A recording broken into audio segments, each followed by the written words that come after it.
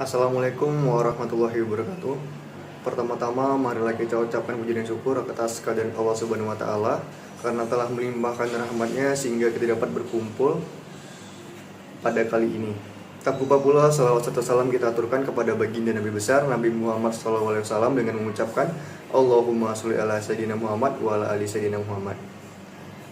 Yang saya hormati dosen pengampu mata kuliah Toksikologi, Ibu Apoteker Mira Febrina, Magister Sains, dan yang saya hormati teman-teman semuanya. Pada pertemuan kali ini, kami akan membahas materi tentang keracunan zat toksikan dari golongan obat-obatan, pestisida, logam berat, dan bahan kimia rumah tangga.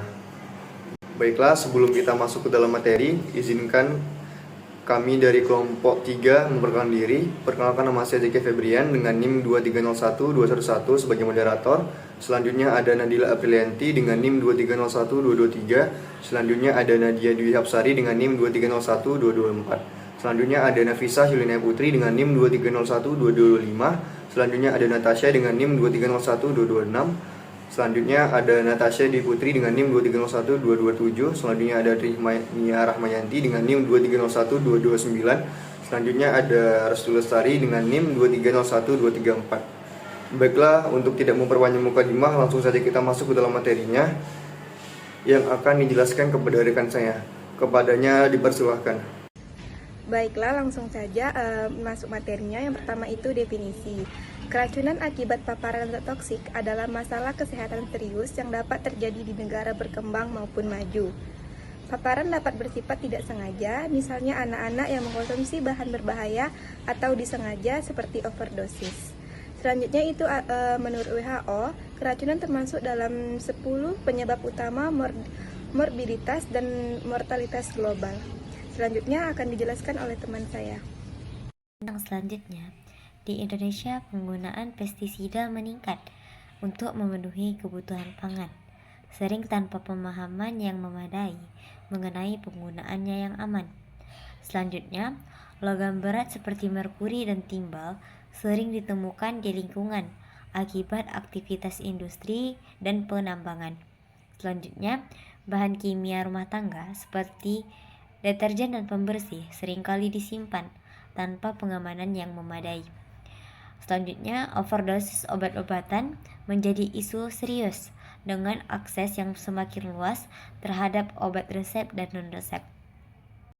Selanjutnya ada penilaian keracunan seperti pemeriksaan fisik atau tanda-tanda vital.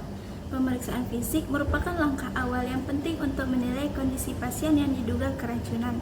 Tanda-tanda vital yang diperiksa meliputi yang pertama ada suhu tubuh, misalnya hipertermia atau suhu tubuh tinggi dapat menunjukkan keracunan dari organofosfat atau stimulan seperti amfetamin.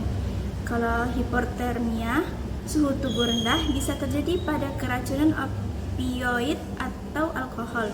Monitoring suhu tubuh membantu menentukan intervensi yang diperlukan seperti pendinginan atau pemanasan. Selanjutnya yang kedua itu ada tekanan darah. Yang pertama itu ada hipotensi atau tekanan darah rendah. Ini sering terjadi pada keracunan pestisida, terutama organofosfat yang menghambat kolinesterase. Terus yang kedua itu ada hipertensi atau tekanan darah tinggi. Ini dapat muncul pada keracunan stimulan seperti kokain yang merangsang sistem saraf simpatis. Terus yang ketiga itu ada denyut nadi, contohnya itu ada bradikardia atau denyut nadi lambat, umum pada keracunan opioid dan beta blocker. Terus yang kedua itu ada takikardia atau denyut nadi cepat, ini sering ditemukan pada keracunan stimulan. Penilaian keracunan pemeriksaan selanjutnya yaitu pemeriksaan fisik atau tanda-tanda vital. Frekuensi pernapasan, yaitu depresi pernapasan adalah tanda khas pada keracunan opioid dan barbiturat. Sedangkan hiperventilasi biasanya terjadi pada keracunan metanol. Selanjutnya yaitu status kesadaran. Penurunan kesadaran mulai dari kebingungan hingga koma sering muncul pada keracunan sedatif. Selanjutnya agitasi atau delirium dapat terlihat pada keracunan stimulan.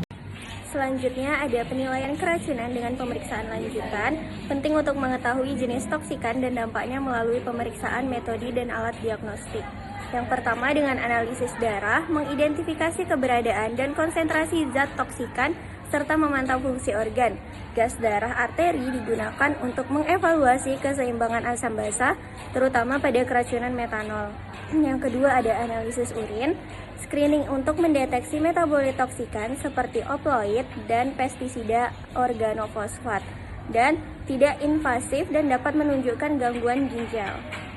Selanjutnya itu penilaian keracunan. Pemeriksaan lanjutannya yang pertama ada pencitraan medis, X-ray dan CT scan itu membantu mendeteksi kerusakan organ dan komplikasi lainnya seperti obstruksi gastrointestinal. Yang kedua itu ada elektrokardiogram atau EKG, yaitu memantau gangguan irama jantung pada keracunan zat kardiotoksik. Yang ketiga itu ada tes fungsi organ, memeriksa fungsi hati dan ginjal untuk menentukan tingkat keracunan akibat tingkat kerusakan akibat keracunan. Yang keempat itu pemeriksaan spesifik, yaitu aktivitas kilonesterase dalam darah untuk keracunan pepsida. Baiklah, sudah selesai materi pada kali ini. Yang dapat disimpulkan dari materi tersebut adalah penilaian dan penanganan keracunan merupakan aspek penting dalam pelayanan kesehatan yang memerlukan pendekatan sistematis, yaitu dengan secara pemeriksaan fisik, terutama tanda-tanda vital adalah langkah-langkah awal yang esensial untuk diagnosis dan terapi yang tepat. Baiklah, sekian dari kelompok kami, lebih dan kurang mohon dimaafkan. Wabillahi taufiq wal hidayah. Wassalamualaikum warahmatullahi wabarakatuh.